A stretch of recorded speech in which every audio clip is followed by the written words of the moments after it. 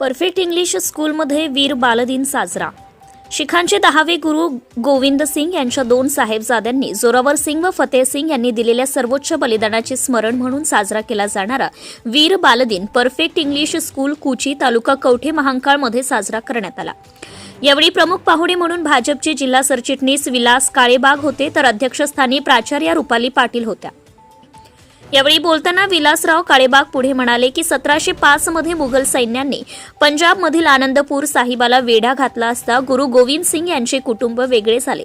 यावेळी साहिबजादा जोरावर सिंग व फतेह सिंग यांना अनुक्रमे 7व्या व 9व्या वर्षी मुघलांनी पकडले व त्यांना इस्लाम धर्म स्वीकारण्यास सांगितले। त्यावेळी या 2 मुलांनी त्यांना स्पष्ट नकार दिला असता त्यांना याच दिवशी मुघलांनी जिवंत भिंतीमध्ये चिनले होते। त्यामुळेच पंतप्रधान नरेंद्र मोदी यांनी या धर्मासाठी दिलेल्या सर्वोच्च बलिदानाचे स्मरण म्हणून 26 डिसेंबर हा दिवस वीर बालदिन म्हणून साजरा करण्याची घोषणा केली असून हा दिवस साहस व निष्ठा दर्शवत असल्याचं सांगितले।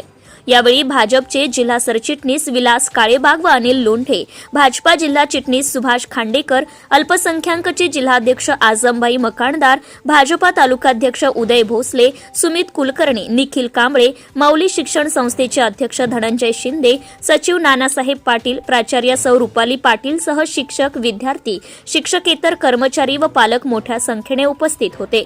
स्वागत प्रास्ताविक रुपाली पाटील यांनी तर आभार धनंजय शिंदे यांनी मानले। ताज्या बातम्यांसाठी पाहत रहा लोकसेवा Marathi news Sangli. Subscribe now and press the bell icon. Never miss an update.